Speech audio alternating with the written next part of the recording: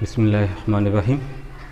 প্রিয় শিক্ষার্থীরা, সবাইকে শুভেচ্ছা জানিয়ে শুরু করছি আজকের অনলাইন ক্লাস। আমি মোহাম্মদ রাশেদুল ইসলাম, প্রভাষক। এই করোনাকালীন পরিস্থিতিতে অনলাইন ক্লাসে তোমাদের স্বাগত জানাচ্ছি। করোনাকালীন সময়ে সবাই বাড়িতে থাকবা, স্বাস্থ্যবিধি মেনে সবাই মাস্ক পরবা। সবাই বর্তমান সময় স্লোগান, সবাই মাদককে না বলুন। আচ্ছা, যাই হোক, আমরা আমাদের ক্লাসে শুরু করতেছি। তোমাদের যে বিষয়টা আমি ক্লাস নিব সেটা হচ্ছে যে একাদশ শ্রেণীর ব্যবসায় গণিত ও পরিসংখ্যান। ব্যবসায় গণিত ও পরিসংখ্যান, তার এখানে সাবজেক্টে বোঝাচ্ছে তার দুইটা অংশ, একটা গণিত আর একটা পরিসংখ্যান, দুটো মিলে পরীক্ষা হবে। আমি আজকে গণিত অংশের দ্বিতীয় অধ্যায়ে বাস্তব সংখ্যার অধ্যায়টা নিয়ে আজকে আলোচনা করব। দ্বিতীয় অধ্যায় হচ্ছে বাস্তব সংখ্যা নিয়ে আলোচনা করব আজকে। বাস্তব সংখ্যা, প্রথমে বলি বাস্তব সংখ্যা কী জিনিস। বাস্তবের ইংরেজি শব্দ হচ্ছে রিয়াল, সংখ্যা হচ্ছে নাম্বার। বাস্তব সংখ্যা হচ্ছে রিয়েল নাম্বার। তো অনেকে অনেকভাবে সংজ্ঞায়িত করে, অনেকভাবে বলে। সত্যি করতে দুভাবে সংখ্যা করা যায়। একটা সংখ্যা হচ্ছে যে সকল মূলদ ও অমূলদ সংখ্যাকে একত্রে বাস্তব সংখ্যা বলে। আবার বলছি, সকল মূলদ ও অমূলদ সংখ্যাকে একত্রে বাস্তব সংখ্যা বলে। আবার অনেকে এটাকে অন্যভাবে সংজ্ঞায়িত করে, যে সকল সংখ্যাকে বর্গ করলে বর্গফল ধনাত্মক হয় সেই সকল সংখ্যাকে বলা হয় বাস্তব সংখ্যা। আবার বলছি, যে সকল সংখ্যাকে বর্গ করলে বর্গফল ধনাত্মক হয় ওই সকল সংখ্যাকে বলা হয় বাস্তব সংখ্যা। আমি দুটো সংখ্যা দিলাম। প্রথম সংখ্যাটা আমি আবার বলছি, যে সকল মূলদ ও অম্লদ সংখ্যাকে একত্রে বাস্তব সংখ্যা বলে। তাহলে আমরা বুঝতে পারতেছি বাস্তব সংখ্যার দুইটা অংশ। একটা হচ্ছে মূলদ সংখ্যা আর একটা হচ্ছে অম্লদ সংখ্যা।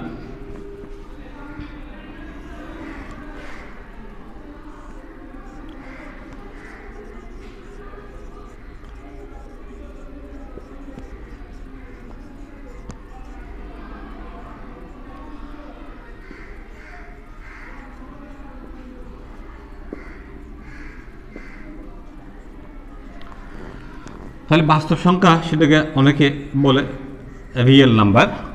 মূলদ সংখ্যা হলো কিউ এবং এটাকে বলা হয় কিউ প্রাইম বা কিউ সি। তাহলে আবার বলছি, বাস্তব সংখ্যা দুই প্রকার, একটা হচ্ছে মূলদ সংখ্যা, অন্যটা হলো অমূলদ সংখ্যা। হ্যাঁ, তাহলে আবার সংখ্যাটার মধ্যে কি, যে সকল সংখ্যা সকল মূলদ এবং অম্লদকে একত্রে বলা হয় বাস্তব সংখ্যা। তার বাস্তব সংখ্যা দুইটা অংশ, একটা মূলদ সংখ্যা আর একটা অম্লদ সংখ্যা। এখন প্রশ্ন হলো মূলদ সংখ্যা কাকে বলে বা মূলদ সংখ্যা কি? যে সকল সংখ্যাকে পি বাই কিউ আকারে লেখা যায়,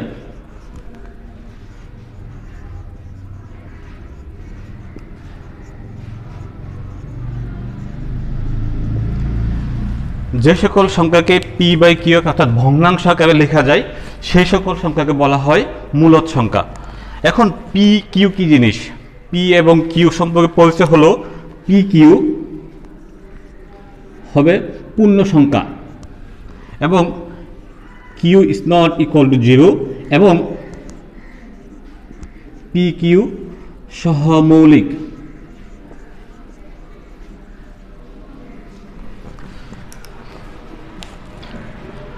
হ্যাঁ, আবার বলছি, মূলদ সংখ্যা কি জিনিস? যে সকল সংখ্যাকে পি বাই কিউ আকারে লেখা যায় ওই সকল সংখ্যাকে বলা হয় মূলদ সংখ্যা। এখন পি এবং কিউ পরিচয় হলো, পি কিউ হবে পূর্ণ সংখ্যা এবং Q is not equal to 0 অর্থাৎ তার কোনো ভগ্নাংশের হর শূন্য হবে না এবং পি কিউ সহমৌলিক। এখন প্রশ্ন হলো সহমৌলিক বিষয়টা কি? আসলে সহমৌলিক কি? অনেকের এই ধারণাটা ভুল। অনেকে বোঝে সহমৌলিক মানে মৌলিক। সহমৌলিক মানে আসলে মৌলিক না। হ্যাঁ, সহমৌলিক মানে হলো যদি দুটো সংখ্যার গসাগু এক হয়,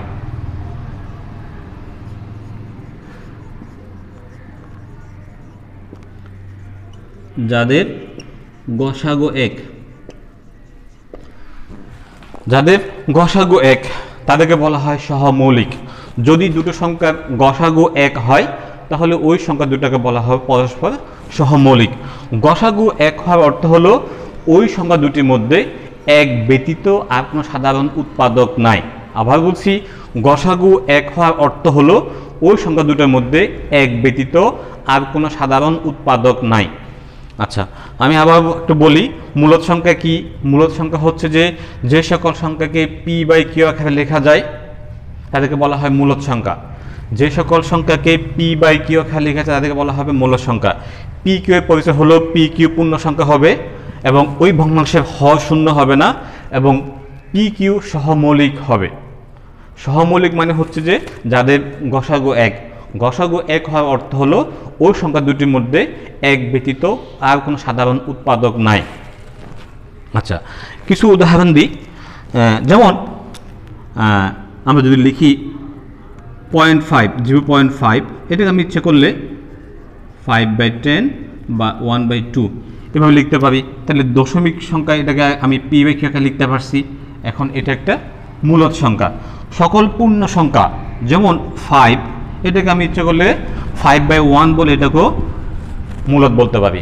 তাহলে মূলদ সংখ্যা বলতে আমরা বলতেছি কিছু ভগ্নাংশ আর কিছু পূর্ণ সংখ্যা যাদেরকে আমরা কি বলতে পারি, মূলদ সংখ্যা বলতে পারি। মূলদ সংখ্যার মধ্যে পড়তেছে দশমিক এবং দশমিকযুক্ত সংখ্যা এবং পূর্ণ সংখ্যাগুলো হচ্ছে মূলদ। এখন অমূলদ কারা? অমূলদ কারা? মূলদ সংখ্যার যে ডেফিনেশনটা, যে সংখ্যাটা, তার উল্টো কথাটাই হলো অমূলদ সংখ্যা। মূলদ সংখ্যা আমি কি বলছি? যাদেরকে পি বাই কিউ আকারে লেখা যায় এদেরকে বলা হবে মূলদ সংখ্যা। যাদেরকে পি বাই কিউ আকারে লেখা যায় হচ্ছে মূলদ সংখ্যা। অর্থাৎ যাদের পি বাই কিউ আকারে লেখা যায় না তারা হলো অমূলদ সংখ্যা। অর্থাৎ যারা মূলদ নয় তারাই অমূলদ। হ্যাঁ, আবার বলছি, বাস্তব সংখ্যার দুইটা অংশ, একটা হলো মূলদ সংখ্যা আর একটা হলো অমূলদ সংখ্যা। মূলদ সংখ্যা কি? যাদেরকে পি বাই কিউ আকারে লেখা যায়, ভগ্নাংশ আকারে লেখা যায়, তারা হলো মূলদ সংখ্যা। যাদেরকে পি বাই কিউ আকারে লেখা যায় না, অর্থাৎ যারা মূলদ নয় তারা হলো অমূলদ। আমি আগেই বলছি, একটু আগে বললাম যে মূলদ সংখ্যার মধ্যে দুইটা অংশ আসছে, একটা হলো ভগ্নাংশ আর একটা হলো পূর্ণ সংখ্যা। তাহলে মূলদ সংখ্যার দুইটা অংশ, একটা হলো পূর্ণ সংখ্যা, এটাকে জেড দেওয়া প্রকাশ করা হয়, এবং আরটা হলো ভগ্নাংশ, ভগ্নাংশে এফ দেওয়া লেখা হয়। আচ্ছা, পূর্ণ সংখ্যা যে সকল সংখ্যার সাথে দশমিক নাই তাদের সেগুলো আমরা পূর্ণ সংখ্যা বলি। পূর্ণ সংখ্যা ভগ্নাংশ, দশমিকযুক্ত সংখ্যাকে আমরা বলি ভগ্নাংশ। আচ্ছা, যাই হোক, আমরা পূর্ণ সংখ্যাকে আমরা 3 ভাগে ভাগ করতে পারি। পূর্ণ সংখ্যা কি একটু উদাহরণ দিই আমরা। যেমন 0 একটা পূর্ণ সংখ্যা, তারপর +-1, +-2, +-3, এগুলো হচ্ছে কি এক একটা পূর্ণ সংখ্যা। এগুলোকে জেড দেওয়া লেখা হয়। এগুলো হলো পূর্ণ সংখ্যা। হ্যাঁ, ধনাত্মক আছে, ঋণাত্মক আছে। যদি আমরা একটু যদি ভেঙে লিখি, জেডকে লিখতে পারবো -3, -2, -1, 0, 1, 2, 3 এভাবে লেখা যায়। তাহলে এই হচ্ছে পূর্ণ সংখ্যা। আচ্ছা, পূর্ণ সংখ্যাকে আমরা ইচ্ছে করলে এই শূন্যের এই পাশে এক ভাগ, শূন্যের এই পাশে আরেক ভাগ, শূন্যটাকে অন্যভাবে বলতে পারি। শূন্যের এই পাশটাকে বলতে পারি আমরা ঋণাত্মক পূর্ণ সংখ্যা। শূন্যের এই পাশটা হলো ঋণাত্মক পূর্ণ সংখ্যা, আর এটা হলো ধনাত্মক। আর শূন্যটা হলো শূন্য ঋণাত্মক না ধনাত্মক না, সেটাকে বলা হয় নিরপেক্ষ সংখ্যা বলা হয়।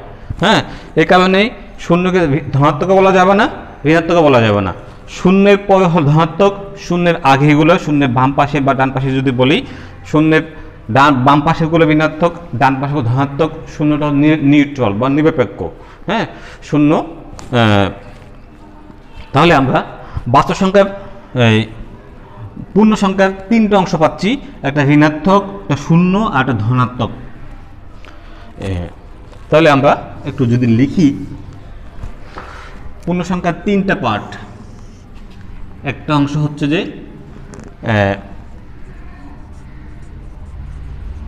ঋণাত্মক পূর্ণ সংখ্যা, আরটা হলো শূন্য, আর একটা হলো ধনাত্মক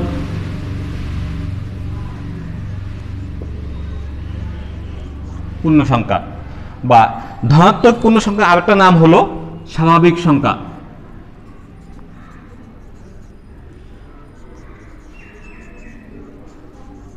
যেটাকে n দ্বারা প্রকাশ করা হয়। আবার একটু বলতেছি, পূর্ণ সংখ্যার আমরা তিন ভাগে ভাগ করতে পারি। একটা হলো ঋণাত্মক পূর্ণ সংখ্যা, একটা শূন্য, আর একটা ধনাত্মক পূর্ণ সংখ্যা।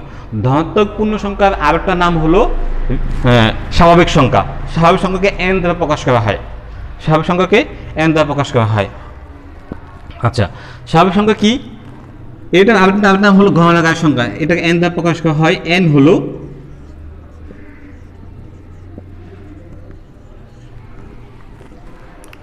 আচ্ছা, এবার এ হলো স্বাভাবিক সংখ্যা। হ্যাঁ, তাহলে আবার একটু বলতেছি, বাস্তব সংখ্যার দুইটা অংশ, একটা মূলদ সংখ্যা আর একটা অমূলদ সংখ্যা। মূলদ সংখ্যা কি? যাদেরকে পি বাই কিউ আকারে লেখা যায় এরা হলো মূলদ সংখ্যা, যাদেরকে পি বাই কিউ আকারে লেখা যায় না এরা হলো অমূলদ সংখ্যা। মূলদ সংখ্যার আবার দুইটা অংশ, একটা হলো পূর্ণ সংখ্যা আর একটা হলো ভগ্নাংশ। পূর্ণ সংখ্যা আবার তিন ভাগে ভাগ করলাম, একটা হলো ঋণাত্মক পূর্ণ সংখ্যা, একটা শূন্য, আর একটা হলো ধনাত্মক পূর্ণ সংখ্যা। ধনাত্মক পূর্ণ সংখ্যা আর একটা নাম হলো স্বাভাবিক সংখ্যা। স্বাভাবিক সংখ্যাগুলো আবার অনেকে অনেকভাবে ভাগ করে, যেমন কেউ বলে মৌলিক সংখ্যা, আবার যৌগিক সংখ্যা।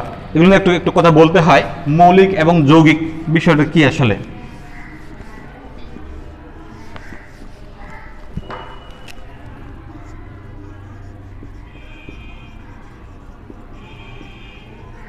মৌলিক সংখ্যা এবং যৌগিক সংখ্যা। আচ্ছা, মৌলিক সংখ্যা কি? মৌলিক সংখ্যা হলো যে সকল সংখ্যার উৎপাদক কেবল দুইটা। আমি আবার বলছি কথার মধ্যে, যে সকল সংখ্যার উৎপাদক বা গুণনীয়ক কেবল দুইটা, দুইয়ের কমও না বা দুইয়ের বেশিও না। যে সকল সংখ্যার উৎপাদক কেবল দুইটা, ওই সকল সংখ্যাকে বলা হবে মৌলিক সংখ্যা। যেমন আমরা যদি বলি দুই, দুইয়ের উৎপাদক হলো 1 এবং 2।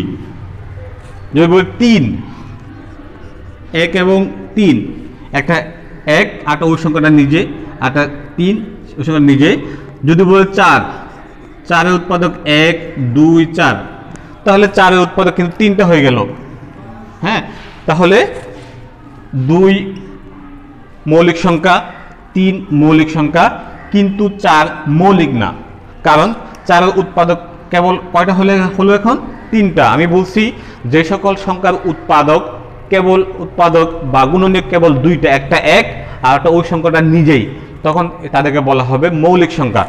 মৌলিক সংখ্যা হচ্ছে যে, তাহলে 2-এর উৎপাদক 1 এবং 2, 3-এর উৎপাদক 1 এবং 3, তাহলে 2 এবং 3কে আমরা মৌলিক বলতে পারি, কিন্তু 4কে মৌলিক বলতে পারি না। কারণ কি? 4-এর উৎপাদক এখানে 1, 2, 4, 3টা, তাহলে 4 মৌলিক না। আচ্ছা, তা যৌগিক সংখ্যা কি? যে সকল সংখ্যার উৎপাদক 2-এর বেশি, যে সকল সংখ্যার উৎপাদক 2-এর বেশি, ওই সকল সংখ্যাকে বলা হবে যৌগিক সংখ্যা। তাহলে সেই হিসেবে 4-এর উৎপাদক 1, 2, 4, তাহলে কয়টা হলো এখানে? 3টা, তাহলে 4 হবে যৌগিক সংখ্যা। এখন প্রশ্ন হলো 1 সেই সংখ্যাটা মৌলিক না যৌগিক? 1 মৌলিক না যৌগিক? 1 সংখ্যাটা অবশ্যই 1-এর উৎপাদক কেবল 1, আর কোনো উৎপাদক নেই তার। আমার মৌলিক সংখ্যার ডেফিনেশন ছিল যাদের উৎপাদক 2টা হবে তারা হলো মৌলিক।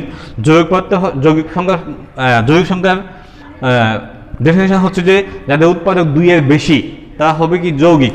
কিন্তু 1-এর উৎপাদক কেবল 1 নিজেই, তার আর কোনো উৎপাদক নাই, তাহলে সে মৌলিকের সংখ্যায় পড়তেছে না, যৌগিক সংখ্যায় পড়তেছে, তার মানে সে মৌলিকও না যৌগিকও না। আচ্ছা, আবার আর একটা কথা বলা দরকার, মৌলিক পদার্থের মধ্যে 2 একমাত্র জোড় সংখ্যা, আর কোনো জোড় সংখ্যা মৌলিক নাই, একমাত্র জোড় মৌলিক হচ্ছে 2। হ্যাঁ, তাহলে আমরা আবার একটু বলি, যে সকল সংখ্যার উৎপাদক কেবল দুইটি, এই সকল সংখ্যাকে বলা হবে মৌলিক পদার্থ। হ্যাঁ, সে উদাহরণ হিসেবে বলতে পারি 2, 3, 5, 7, 11 অনেক আছে। আর যাদের উৎপাদক 2 এর বেশি তারা হচ্ছে কি যৌগিক পদার্থ, যেমন 4, 6, 8, 9 এক্সেট্রা, অনেক সংখ্যা আছে। আচ্ছা, তো সেই হিসেবে এ হচ্ছে মৌলিক পদার্থ, মৌলিক সংখ্যা এবং যৌগিক সংখ্যা। আবার বলে রাখতেছি, এক কিন্তু মৌলিকও না যৌগিকও না, একের উৎপাদক কেবল এক নিজেই, তার কোনো উৎপাদক নাই, এই কারণে এক হচ্ছে মৌলিক সংখ্যা, এক মৌলিকও না যৌগিকও না।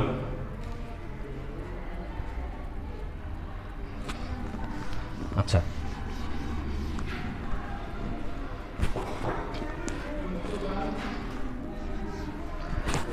হ্যাঁ, এবার আমরা একটা প্রমাণ দেখব, √2 একটি অমূলদ সংখ্যা।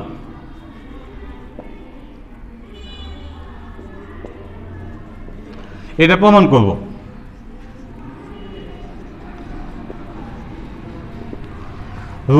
√2 একটি অমূলদ সংখ্যা। এখন আমি আবার একটু সংখ্যায় ফিরে যাই।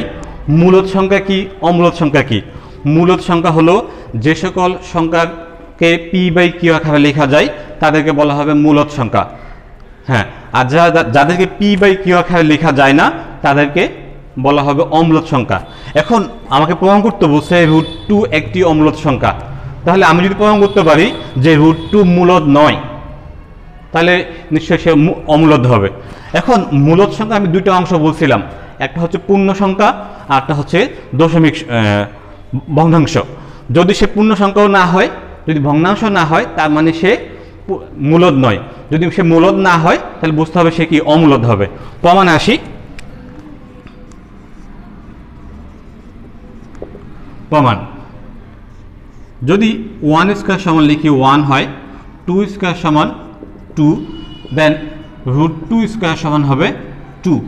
তাহলে আমরা বলতে পারি যে এই √2টা 1 এবং 2 এর মধ্যখানে হবে। এখন বলে রাখি, 1 এবং 2 দুটি পূর্ণ সংখ্যা এবং তারা ক্রমিক পূর্ণ সংখ্যা। 1 এবং 2 এর মাঝখানে আর কোনো ক্রমিক সংখ্যা, পূর্ণ সংখ্যা নাই। 1 এবং 2 তার মধ্যবর্তী অংশে আর কোনো পূর্ণ সংখ্যা নাই। হ্যাঁ, তাহলে এটা মূলদ হবে, পূর্ণ সংখ্যা হচ্ছে না। আবার দেখব √2 সমান p/q ধরে নিব। যদি মূলদ হয় তাহলে আমরা লিখব 2 সমান p²/q বা 2q সমান p²/q। বলে রাখি, 2 একটি পূর্ণ সংখ্যা, q একটি পূর্ণ সংখ্যা, তাহলে এটা পূর্ণ সংখ্যা হবে, কিন্তু p²/q কোনোভাবে পূর্ণ সংখ্যা হয় না। তার মানে কি, আবার ধারণাটা ভুল আছে এখানে। হ্যাঁ, অবশ্যই তার মানে এই পাশ পূর্ণ সংখ্যা, এই পাশ ভগ্নাংশ সমান হওয়ার কথা না। তার মানে আমার ধারণাটা ভুল। তার মানে বুঝতে হবে এখানেই আমার ধারণা, তার মানে সে তাকে ভগ্নাংশ আকারে লেখা যায় না। তার মানে সে পূর্ণ সংখ্যা নয়, ভগ্নাংশ নয়, তার মানে সে মূলদ নয়। যদি মূলদ না হয় সে অবশ্যই অমূলদ হবে। আজকে এই পর্যন্ত। সবাই ভালো থাকবা, সুস্থ থাকবা, সব বাড়িতে থাকবা। ধন্যবাদ সবাইকে।